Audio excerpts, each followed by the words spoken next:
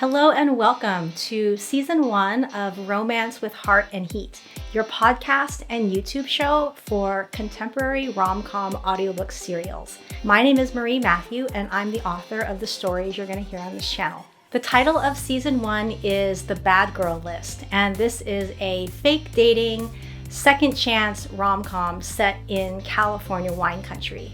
Find out how one life-changing vacation list puts the heart of Dominique Chen on the line when she meets sexy wine grower Trevor Moretti. The content of this channel is intended for audience members that are 18 years and older.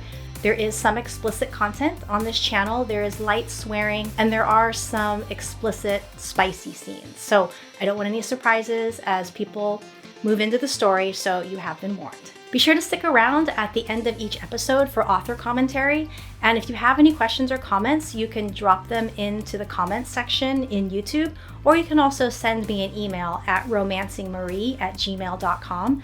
I'll do my best to answer questions and comments in future episodes on the show. Please like and subscribe to my channel on your favorite platform, whatever that happens to be. And please help me spread the word and share this show with your friends. Now, as you're listening along, if you get to the point where the tension's too much and you just can't wait to find out what happens next, you can head over to mariematthew.com and you can purchase the complete season of The Bad Girl List over on my website. It's available in ebook format, audiobook format, and there's also autographed hardbacks and paperbacks. So you will get the entire season for free on YouTube and the podcast. But again, if you just can't wait, head over to mariematthew.com. Thanks so much for listening, and now it's time for some romance with heart and heat. I hope you enjoy. Bye. Chapter 14. Platitude. Dominique. Platitude Bar is the antithesis of Zeke's. For starters, it's not out in the middle of the vineyards on an unlit two-lane highway. It's right on the downtown plaza of Healdsburg, a quaint area with boutique shops and restaurants. The main square has a large gazebo on a raised stage for summer concerts, according to Trevor, mature trees, and grassy areas for picnics. It's the sort of place you read about on travel blogs. When we step into the bar, the vibe is different. It's definitely an under 40 type of place. The only people not dressed up are the local hospitality workers, most of whom are easy to spot in their black slacks and white shirts. Everyone else is dressed up for a night out in wine country. It's also packed with people, so crowded that I'm going to have to turn sideways to get anywhere. I love this place already. Annika stops just inside the doorway to sweep her gaze over the crowd. She takes a deep, dramatic breath and says, "Bring on the shots." "Minnie said she'd be here, right?" Thomas asks. Annika rolls her eyes. "Keep your dick in your pants, dude. She'll be here. Come on, let's go get tequila shots and play a drinking game." She grabs Thomas by the arm and drags him away, winking at me over her shoulder. "What do you think?" Trevor has to shout to be heard over the noise. He's wearing those delicious ass-hugging Wranglers and a simple button-down shirt with the sleeves rolled up to the elbows. I decide Trevor could make a paper bag look sexy. "Do you want the politically correct answer, or the honest answer?" I ask. "I think you and I left politically correct behind in my brother's trunk." I laugh. It feels good to be able to joke about last night's drunken debacle. Honestly, I hate places like this. It's too crowded. I like Zeke's so much better. Surprise flits through his eyes. I don't like crowds either. "Come on, I know a place where it's a little quieter." He takes my hand and pulls me through the crowd, heading toward the back. His grip tightens as the mass of flesh presses in around us. A few minutes later, at the back of the bar, Trevor leads me down a short hallway that opens onto an outdoor patio. This is the spot where smokers come to enjoy a cigarette. There are at least half a dozen ashtrays around the courtyard. I spot 3 people, all of them in black restaurant slacks and white button-down shirts, smoking together. "Hope you don't mind the smoke, but it's quieter out here," Trevor says. "I'll take cigarette smoke over a mosh pit any day," I reply. "Me too." He gestures to a cluster of bistro tables under outdoor lights that fill the back half of the patio. "Grab a table. I'll get us some drinks. What do you want?" Since we're not being politically correct, I say, "How about something that's watered down? I still have a headache from last night." He laughs at me, but not unkindly. "Okay, be back in a few." I pick a table in the back corner. Trevor comes out a few minutes later carrying not 1, not 2, but 3 glasses of white wine. "3 glasses, I exclaim. "What part of watered down did you not understand?" "You just want to entertain the gnomes in my head, don't you?" "Don't worry," he says with a chuckle. "I don't expect you to drink all this. I thought it might be fun for you to taste some wine.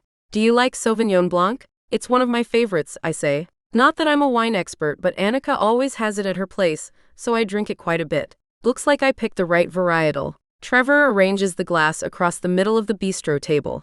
These are all Sauvignon Blancs, but they're from different regions. There's one from Sonoma County, one from New Zealand, and one from Italy. You look nice tonight, by the way. His eyes take in my low-cut halter top and relaxed cargo pants. If he knew how many outfits I tried on for tonight, he'd probably laugh. I tried on several of Annika's tighter, sexier outfits, but since I'm not sure where I stand with Trevor, in the end I opted for regular dom clothes with my hair in 2 buns. I didn't want to look like I was trying too hard. I don't really fit in with the crowd in platitude, but when Trevor looks at me, I get the feeling he doesn't care about that. Thanks, I say. Oliver hated it when I wore clothes like this when we went out. He was always bugging me to change and dress up. Trevor's eyes darken. Any guy that doesn't like you for who you are is a prick. I like the way he says that, like he's defending my preferred choice of clothes. Thanks. I pick up the first glass of wine so that I have an excuse to look away. Swirling the wine, I say, "This is the one from Sonoma County, right?" "Yes," he says. It was aged in stainless steel tanks, which brings out the mineral quality of the grape. Try it and let me know what you think. I take a sip. It's good. I think I can taste the minerals, but I'm not an expert. Annika is the one who knows wine. She's the wine buyer for a restaurant on the wharf. She is? Trevor's eyebrows lift.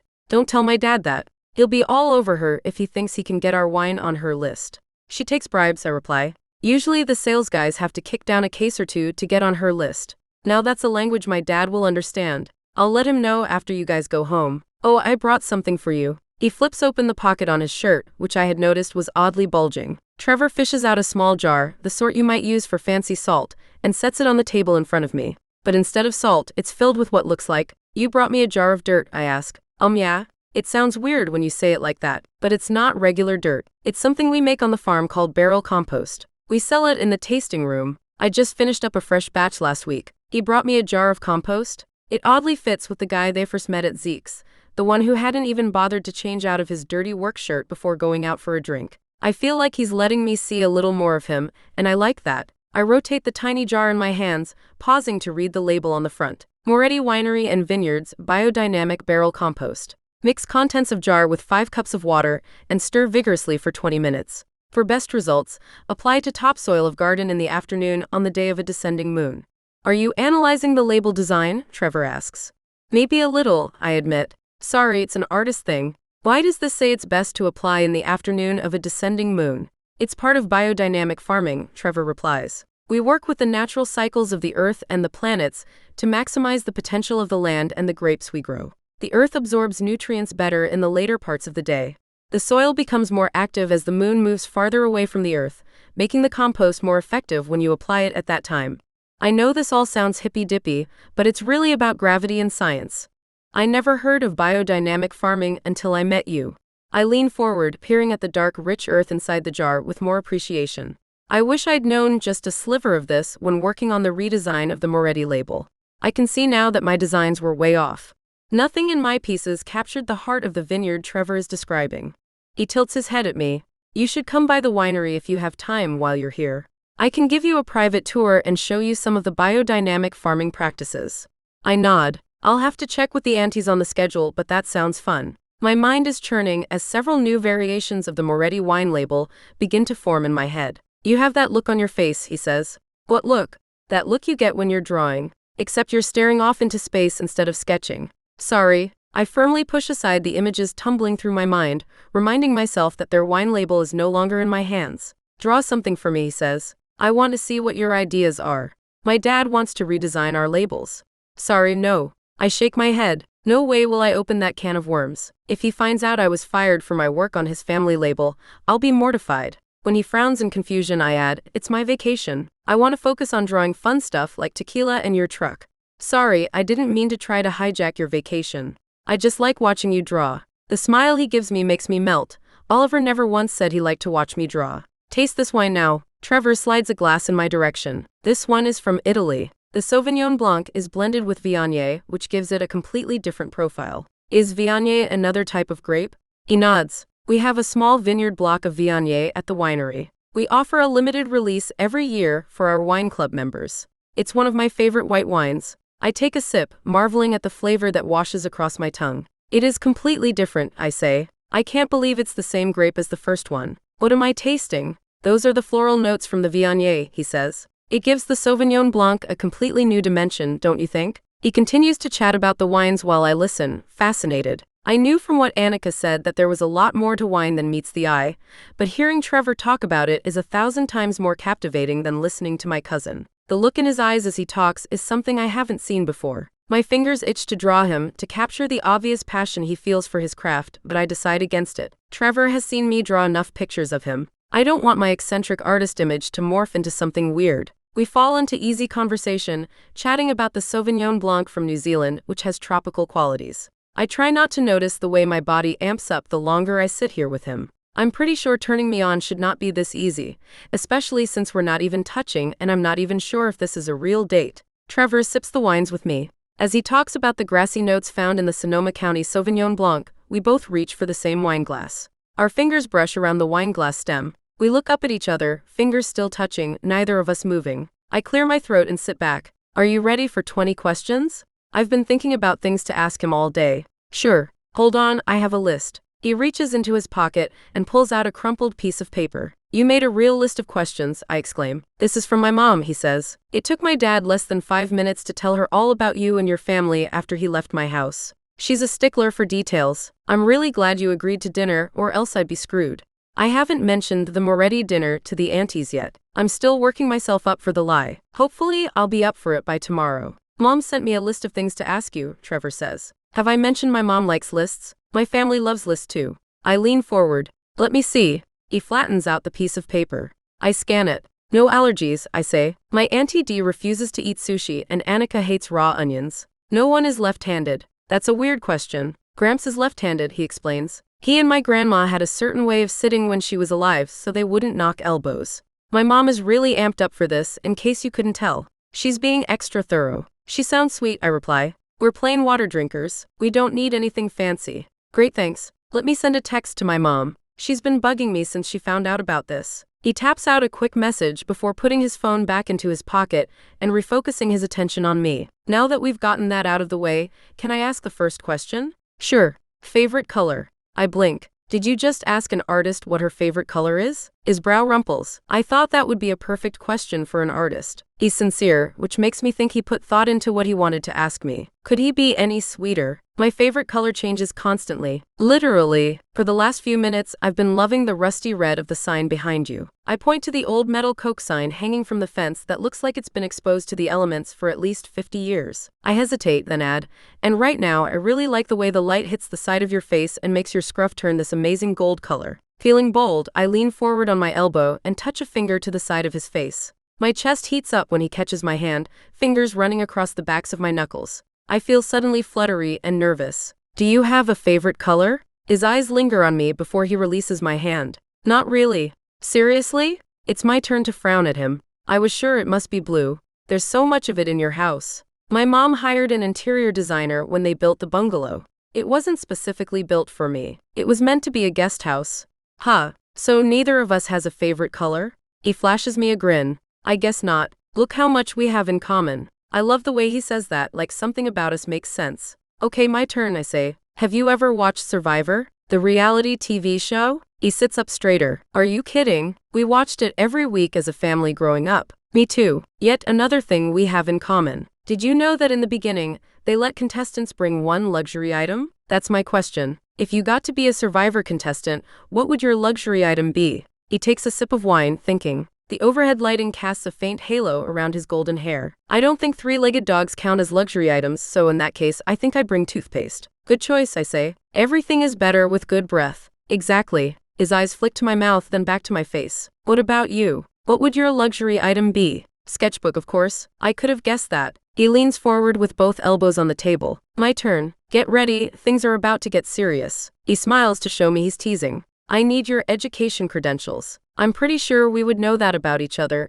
if we'd really been out a few times. Salutatorian of my high school, I say. Graduated with honors from UC Berkeley with a degree in digital design. Your turn. I had education on my list too. UC Davis, double major in viticulture and enology, he replies. Definitely not salutatorian in my high school class. I didn't get serious about school until college, when I actually liked the subject matter. Sometimes I wish I'd relaxed a little when going through school and enjoyed myself more, I say. Sure, it's cool that I was a salutatorian, but I missed out on a lot of fun stuff like football games and field trips because I wanted to study. I come from a long line of overachievers. Annika says it's hardwired into us. I don't think that's a bad thing, he says. It's good to go after what you want. Our knees bump under the table. I almost move away, then decide against it, waiting to see what he does. Trevor doesn't move either, and our knees remain lightly touching. Tell me about your family, I say. Well, you've already met Thomas and my dad. Gramps lives on the winery property in his own place. My mom and dad live in the big house near the tasting room. I have an older sister, Celine. She's currently working at a winery in Italy. She's a winemaker. Why doesn't she work for the family winery like the rest of you? She will, eventually. Celine has to do everything in her own time. But it's fine. Our current winemaker has worked for us for more than 10 years. He's good at what he does. Tell me about your family. Do you have any siblings? Annika and I are both only children. But we grew up on the same street, so we're practically sisters. She has an older brother. Our moms are the oldest in a family of 6 kids. Auntie Helen never got married, but we have a bunch of other cousins, most of them younger than us. A nice big family then, Trevor says. We always have something going on, I reply. Whether it's birthday celebrations, holidays, or just our monthly potluck, we spend a lot of time together. The aunties go to a casino almost every month. I like having a close family. My family is close too, Trevor says. Tell me about your ex-boyfriend. Oliver? I wrinkle my nose. Why do you want to know about him? I don't know. He's come up in all of our conversations. I'm curious about what sort of guy he is. Oh, I shrug. Well, he was perfect on paper. Good job, nice family, etc. But he was more into tennis and his career than he was ever into me. It hurts to admit that, but with 2 months of processing behind me, I know Annika is right about that. He always put me third, and I let him. I'm not sure what Trevor sees in my face, but he reaches across the table and lightly holds my hand. Hey, don't be so hard on yourself. I stare over Trevor's shoulder at the scuffed wooden fence that surrounds the courtyard. I just thought everything would work out if I supported him, you know? Like if I went to those stupid bars and sat in the corner while he networked. He left you alone in bars to network? At least once or twice every week. And if I wasn't supporting him with his networking, I was home alone while he was off playing tennis. He moved in with his tennis partner a few days after he broke up with me. I shrug uncomfortably, feeling like I'm sharing the most pathetic parts of myself. I let him treat me like a second-class citizen, so I can't really complain. You're being too nice, Dom. Trevor takes my other hand, leaning both elbows on the table to look at me. That guy sounds like an asshat. You're a nice person, and he took advantage of you. What about Elle? I ask, wanting to change the subject. I don't like thinking about Oliver. What was she like? Trevor's face softens. Under the glow of the outdoor lighting, I can see how much he still cares about her. You know that crowd we just waded through in the bar? He asks. What about it? Elle would have been in the middle of that, and loving every second. She was the sort of person who could walk into a room of strangers and come out with 3 new friends. I could never figure out how she did it. I think of the pretty girl with 4-inch heels in the picture on Trevor's fireplace mantel. What he describes fits what I had seen there. Knowing Elle could be summed up as my complete opposite makes me feel deflated. I extract my hands and lean back in my chair, though I can't quite bring myself to move my leg away from his. Trevor leans back too, his gaze distant. She was the extrovert, I was the introvert. She loved going with me on sales calls. He breaks off. I sense a change in the mood. Trevor hunches over, pulling his leg away from mine, and twirls one of the wine glasses between his hands. Trevor, you okay? I'm okay. He lifts his chin, but the smile he gives me doesn't touch his eyes. Remember that hotel I told you about for skinny dipping? I think Tuesday is a good night to go, if you're free. Tuesdays tend to be slow days for tourists, so there's less chance of running into people and getting caught. I absorb the change in subject, mentally kicking myself for asking about Elle. What had I been thinking when I brought her up? Stupid. Tuesday night sounds great. I give him a soft smile, with the hopes of returning to the easiness that existed between us before I'd blundered. Annika and I are free every night after dinner. Make sure you wear shoes you can hike in. He glances up at me. My chest relaxes as I see the warmth has returned to his eyes, and his foot bumps up against mine. I have to drag you through a forest to get to the backside of this place. Now I'm really intrigued. I grin, shifting my legs so that our calves touch. Am I an idiot for wanting an excuse to touch him? Should I be worried that it sounds suspiciously like the beginning of the Blair Witch Project? He opens his mouth to reply, but a loud voice breaks into our conversation. Hey Trevor. A tall, clean-shaven guy with dark brown hair strolls in our direction, carrying a brown cocktail in one hand. Dude, Trevor, nice to see you out, buddy. Who's your friend?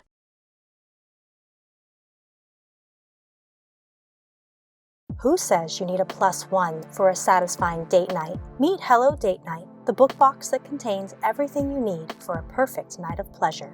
Each box comes with an autographed copy of the Bad Girl List, a discreet feminine pleasure toy with a matching travel bag, and a sensual rose candle. Say yes to your perfect date night and head over to mariematthew.com to purchase this limited edition book box today. Chapter 15. The Friend. Trevor. Kevin Durham from Durham Estate Winery saunters in our direction. I should be happy to see him. Technically, he's a friend. His winery is only a few miles down the road from ours. The two of us go all the way back to preschool. We played from time to time as kids, and he even dated my sister for a while in high school. But I don't like the way Kevin is looking at Dom. The guy is well known among the locals to be a ladies' man among the tourists. For a guy who doesn't like commitment, tourists provide him with a constant supply of boobs and booty. His words, not mine. He can turn and burn through them without any worry of commitment. Dom and I have not talked about number 10. Technically, Kevin would be perfect for a vacation fling, but no fucking way does she need to know that. She's too good to be just another notch in his belt. Hey. Kevin stops by our table, setting his cocktail down as he drags over a chair. What's going on, Trevor? Not much, I reply. Who's your friend? Kevin flashes Dom a wide, appreciative smile that grates like a file against my nerves. I am reminded that he spends his days schmoozing customers in the tasting room of his family's winery. I'm Dominique. She extends her hand. You can call me Dom. Nice to meet you, Dom. Kevin shakes her hand. Where are you from? I live in San Francisco. I'm here for the next week with my family for vacation. Nice. Did you come up for passport? We did. We had fun today visiting all the wineries. Did you come by Durham Estate yet? He asks. That doesn't sound familiar. I don't think so. You should definitely come by tomorrow, Kevin says. That's my family's winery. I'll be working the event. I'll pull out a special reserve bottle for you and your family. Just come find me. And just like that, Kevin is working his magic, charming Dom with his perfect smile and smooth, easy manner. Thanks, Dom says. I'll mention it to my family. My mom and aunties have a pretty packed schedule, but we can always be tempted by a special reserve tasting.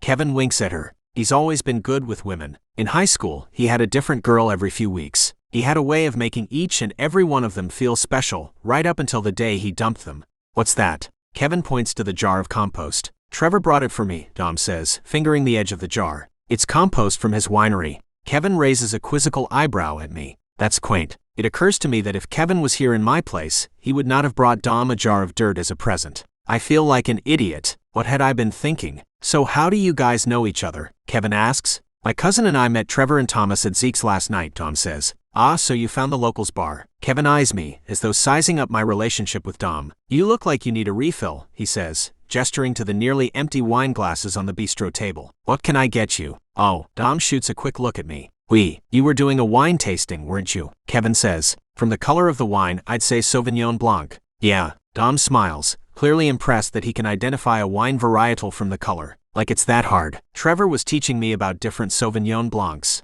Kevin snaps his fingers. Since you've had the white wine tasting flight, it's time for a red. Stay right here. I'll be back. He grabs his Red Bull and Coke, sauntering off. As soon as he's out of sight, Dom turns in her chair and leans toward me. Do you think he's a good candidate for number 10? So much for trying to keep that idea out of her head. Apparently, Kevin's oozing charm made it obvious. He's okay. I don't mean to sound like a grumpy old man, but I can't help it. I already miss the easy conversation Dom and I had been having. It makes me realize how long it's been since I've enjoyed sitting around and talking to another human being. Okay meaning yes, you think he's a good candidate. Or okay meaning he might have an STD. I leap straight into the opening she has provided. He has a lot of women. Tourists are his specialty. That way he never has to commit to anyone. That sounds ideal, Dom says. Now I'm confused. I'd pretty much just called Kevin a man slut. How does that make him ideal? I mean, it makes him a good candidate for number 10, Dom says. If tourists are his specialty, then I just have to go through the motions with him so I can cross number 10 off the list. The idea of Dom going through the motions with Kevin does not sit well with me. I think we can find you someone better. Okay. Dom looks at me, not saying anything else. I stare back at her. The unspoken question hanging between us makes me simultaneously uneasy and aroused. My dick has been partially hard ever since Dom slid into the backseat of Thomas's Tesla with me. I want her as much as I did that first night, maybe even more so now. But I can't shake the guilt over L that arises every time I think about being with Dom. You're right, I say at last. He's fine for number 10. Saying those words makes me more irritable than it should. I try to shake off the feeling. Hey, should we go inside and see what Annika and Thomas are up to? I point to the doorway that leads back into the bar, which is now pulsing with music from the DJ. She frowns. Kevin is bringing back drinks for us. Don't worry, he'll find some other beautiful girl to share them with. Come on. I rise and hold out my hand, eager to leave before Kevin finds his way back to us and monopolizes all of Dom's attention. Her eyes search mine, and again I feel the unspoken question surfacing between us. The skin between my shoulder blades begins to itch. I don't know what I'll say if she voices the question. If she asks me to be her number 10. Dom opens her mouth to speak. My anxiety ratchets up another notch, but all she says is, "Okay, let's go back inside." She rises, reaching for the jar of compost I'd given her. I'm reminded of how lame the present is. I could have brought her fresh flowers from the vineyard, or even a bottle of wine or some other stupid tchotchke from the tasting room, like a branded wine opener. What in the world had possessed me to bring her dirt? But Dom turns the jar in her hand, flashing me a brief smile before dropping it into her purse. "This is officially my favorite wine country souvenir," she says. I hadn't even realized I'd been holding my breath until my chest relaxes. Dom takes my outstretched hand. I pull her against my side and rest my hand on the bare skin of her back. She's so petite that my hand stretches from one curve of her waist to the other. The feel of her makes my dick twitch. Touching her makes it hard to think, but not touching her seems like an even worse option. I lead her back into Platitude. We make it inside before Kevin can return with the promised drinks. If possible, the bar is even more crowded than it had been when we first arrived. I spot Annika and Thomas. Minnie has joined them, the three of them playing pool. There are shots lined up on the green felt. No doubt a drinking game is underway. Kevin is at the bar, his back to us. 3 glasses of wine are in front of him, but he's busy talking to a girl in a low-cut shirt. I shift, putting my body between Dom and Kevin. It occurs to me that I'm behaving like a jealous boyfriend, but I can't seem to stop. And now I've dragged her into the overcrowded bar, which both of us dislike, all in the name of getting her away from Kevin. I point to the dance floor in front of the DJ, trying to rally. "Do you dance?" I have to lean down to shout in her ear. "Hell no." She shakes her head emphatically. "Thank God." "Neither do I." She laughs. The sound of it heats my blood. I don't think there's room around the pool table to join them," she says. "Not unless we want to be trampled to death by those guys." She points to a group of people dry humping one another as the DJ plays Anaconda. "Do you want to grab that table over there?" I point to a bistro table near the front entrance, barely visible through the crowd. When she nods, I keep my hand on her back and guide her through the throng. Twice she has to sandwich her front against me so we can squeeze through a narrow opening. It takes all my willpower not to wrap her in my arms. I settle for glaring at some of the dicks I see checking her out. We finally make it to the empty bistro table. I have just pulled out her chair when someone says, "There you guys are. Decided to join the fun, huh? Fucking shit." Kevin bustles around me. He plops the glasses of Pinot Noir on the table and grabs a chair, inviting himself to join us. I force myself to lean back in the chair while Kevin launches into a spiel about Pinot Noir. Dom is genuinely interested, tasting through the wine selections and asking questions. The longer they talk and the more animated Kevin gets, the grumpier I become. I find myself slumped in my chair, arms folded, while he drones on about the importance of fog to help prevent the premature ripening of the grapes. I probably wouldn't be so annoyed if Kevin wasn't so damn good at this stuff. When Dom excuses herself to go to the bathroom, Kevin turns to me. "Dude, she is smoking hot. I'm not moving in on your territory, am I?" A little late to be asking that question. Kevin shrugs. "Yeah, I guess. I couldn't tell if you guys were here on a date or here as friends, and when I offered to bring drinks neither of you turned me down, so." He peers at me. "Are you into her?" My head says yes, but my mouth says, "I still love Elle." "Okay, that's what I thought. You wouldn't have brought her a jar of dirt if you were into her." Kevin gives me a wide smile, getting up from his chair. "Give her my number, will you?" "Where are you going?"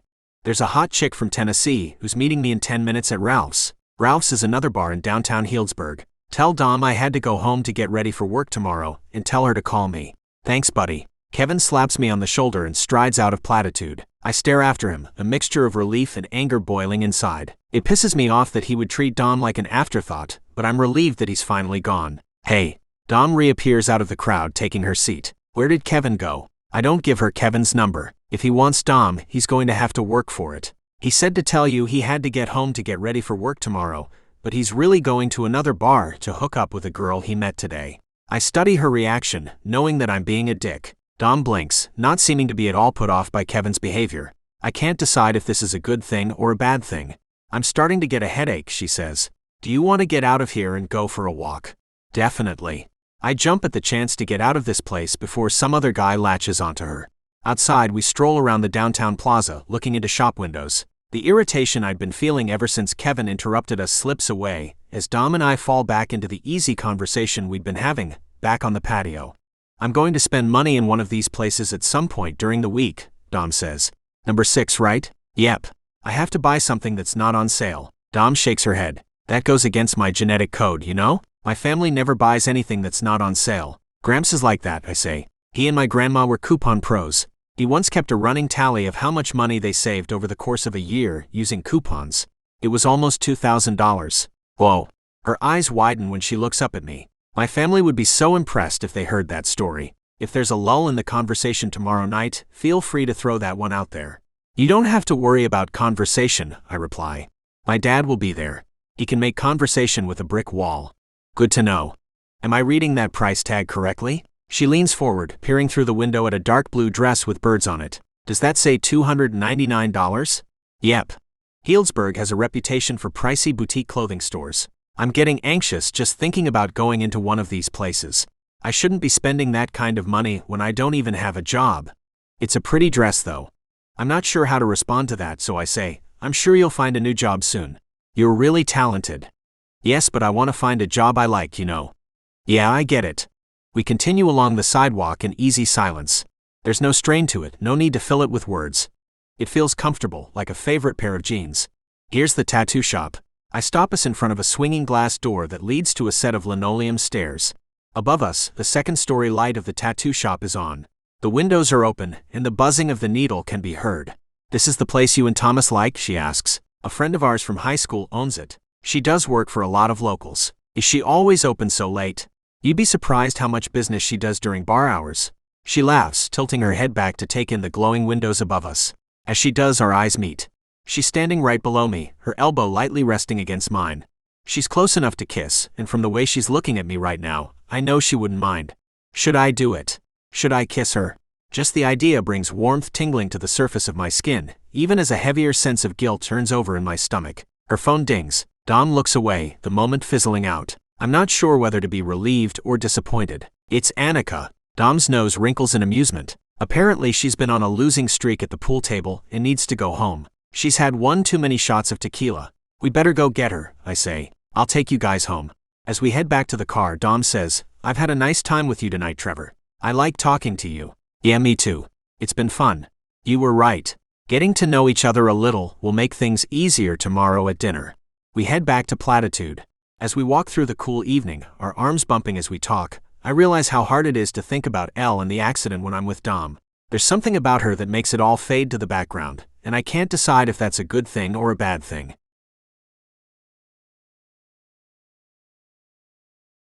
Hello and welcome to the author commentary portion of episode 5 on the Bad Girl List. I am the author, Marie Matthew. Hello everybody, I hope you're all having a good day. I know I usually start episodes with wine tasting, but I'm a little tired today, so I'm running it low-key and not quite as interesting. I'm drinking Bigelow Decaf green tea, which is actually one of my go-to. I drink a lot of this tea. I found it very nurturing, especially when I'm writing all day. I drink a lot of liquid when I'm writing. I really hope you enjoyed today's episode. I had a ton of fun writing it. The episode today was all about romantic interference, which you always have to have for a good romance story, right? There's always something or somebody interfering with the romance of the couple. And of course, right now, for Dom and Trevor, the romantic interference takes the form of Trevor's childhood friend, Kevin Durham. So it was super fun to introduce him, and I promise you have not seen the last of Kevin. He's gonna be up to his old tricks causing lots of trouble. And I would love to hear what you think of Kevin. This is a little bit spoilery, but I have a book in mind for him. He's got a whole story. I think he's gonna be book 3, so we'll see. So I guess I'm saying don't hate on him too much. He has his role in this particular story, in this particular episode, but he is gonna find redemption through love, which is what romance stories are all about, right? So anyway, let me know in the comments what you think of this episode. Let me know if you have any questions, and of course you can always email me at romancingmarie@gmail.com. I love to hear from you guys. Today I wanted to talk about this audiobook, particularly the production that went into this particular audiobook. I have to say I have been a long-time fan of audiobooks. In a former phase of my life, we'll call it my pre-COVID life, I spent about 20 to 30 hours a week in the car, a lot of driving. It took COVID for me to slow down enough to realize that was not the life I wanted. Yes, I spent a lot of time in the car, and I was also actively training for ultra marathons at the same time. So between living in my car and then using all of my free time to run ridiculously long miles, I ate up a lot of audiobooks. So audiobooks have kept me company for many hundreds of miles and hundreds of hours, and they have a very special place in my heart. So when I started writing and self-publishing, when services became available for indie authors to make audiobooks, I was very early out in that game. It was like super exciting. It was so amazing for me to be able to release my story on the platform that I loved the most. And over the years, I have produced, gosh, it's got to be over 20 audiobooks. I've actually delisted some of them for various reasons, but I think I can safely say I have over 20 audiobooks under my belt. I've had a really interesting journey with audiobooks. When I started out, it was really new. You could get audiobooks made for a reasonable price, or you could do a royalty share with the voice narrator. And I've always been lucky enough that I've been able to afford my audiobooks, but over the years, it's gotten increasingly more and more expensive. So on some of my audiobooks, they sell well and I make a decent profit every month. And some of them, they don't sell as well, especially as the market has become more and more crowded. So what I've found as an author is that the audiobook space is becoming much more crowded. The talent out there, the voice actors, they're charging more money. It's becoming a much bigger financial risk to create audiobooks, to invest in audiobooks. I should say there is always the option of doing royalty share, which is where the voice actor or actress makes the audiobook for free and they share in royalties with you. That's always an option. That option's never been particularly attractive to me because I like having my rights. I like owning my intellectual property and being able to do what I want with the audiobook. Oh, I forgot to mention, those of you on YouTube, do you see my new background? This is my office. When I did the first couple of podcast episodes, I didn't have the physical copies of my books, so I had it on a green screen. But now, as you can see behind me, the books have arrived. They're here. I can put them on my shelf. That is the Bad Girl list behind me. I think it looks super pretty. And then above my head, that's some of my zombie books. Not all of them, but that's a collection of them. And some of the covers are a bit older, so if you're looking for those covers on Amazon, you won't find them. My old covers, they still have a special place in my heart, so I like to look at them. So as I was launching this new romance brand, I spent a lot of time just thinking and feeling my way through audiobooks. And I have a group of writing buddies. They're other apocalypse authors, and we have a little mastermind. We get together once a month, and we just share. We share our successes, we share our frustrations, we share our failures, we support each other, we give advice, we give virtual hugs. The life of an indie author, it's, there's always ups and downs in it. So it's a super supportive group.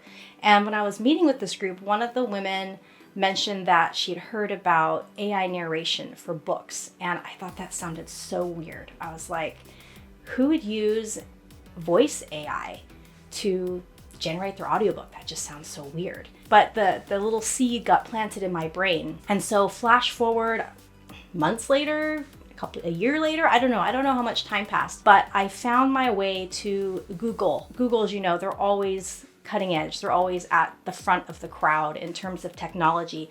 And Google invested a large amount of resources and time into developing an AI narration system specifically for audiobooks, and they actually worked with a lot of professional voice actors to develop this system.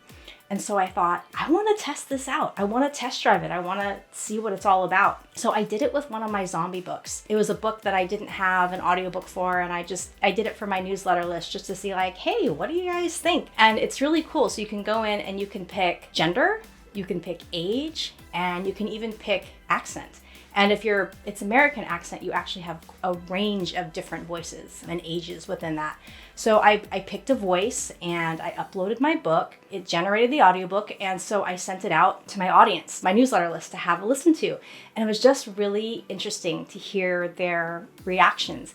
And most of them, by and large, were really positive. I explained to them why I was trying it, which was, here I am in this landscape of audiobooks that's becoming more and more competitive. It's much harder to sell audiobooks, and they're also much more expensive. So I was exploring a new option, and I wanted to see what they thought. And most of them were quite positive. It's interesting. I guess there's a group of readers out there that just hate audiobooks. It doesn't matter who narrates them. They like using their own imagination and hearing the voices in their head rather than through an earbud. I was actually surprised how many people wrote back and were just like, I hate audiobooks, like in general. So that was interesting. But those that liked audiobooks were fairly positive with the response of how this particular zombie book sounded. So I was like, okay.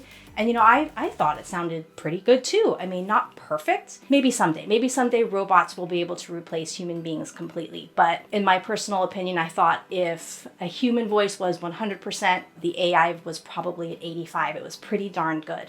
So when it came time to produce the Bad Girl list, I had to choose between traditional voice actors and this AI audio from Google. And after a lot of thinking about it, I decided to go with the Google AI. So this is a very long way of me telling you that for these past episodes, you've actually been listening to an audiobook created through the Google AI narration software.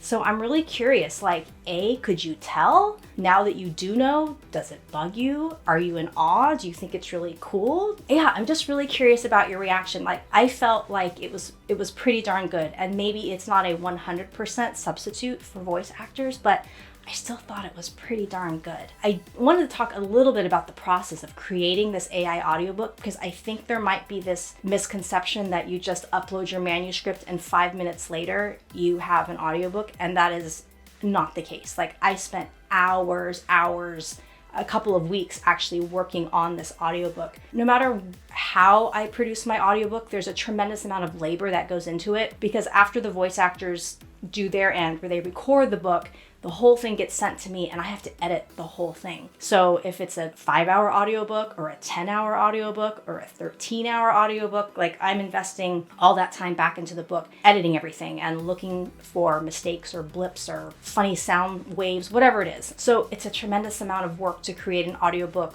whether I was using a professional narrator versus using Google AI. So what's interesting about the Google AI, and you probably noticed this, is there's not distinct character voices. I did pick a female narrator for Dom's sections and I picked a male narrator for Trevor's sections, but in the actual dialogue, you don't have distinct character voices, which is probably one of the strongest if you're making your pros and cons list. That's one of the pro lists for the professional narrators, because the professional narrators almost always have a different character voice for each character, and it's one of the things that makes what their craft, what they do, so beautiful. I have a lot of respect for voice actors, and the ones that I work with are all really, really wonderful and talented. But that was definitely a drawback. So knowing that there was not going to be distinct character voices among the different characters, I actually had to go through, I listened to every single line in the book and I made modifications so that it would always be clear,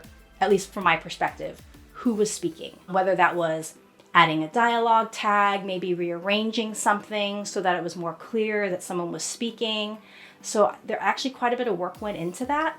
And the other thing that I spent a lot of time on is the AI as it's working with things. Sometimes the pronunciations are just weird. Google does have an interface where if a word sounds funky, you can highlight it and you can teach the AI how to pronounce it. Sometimes that worked really well.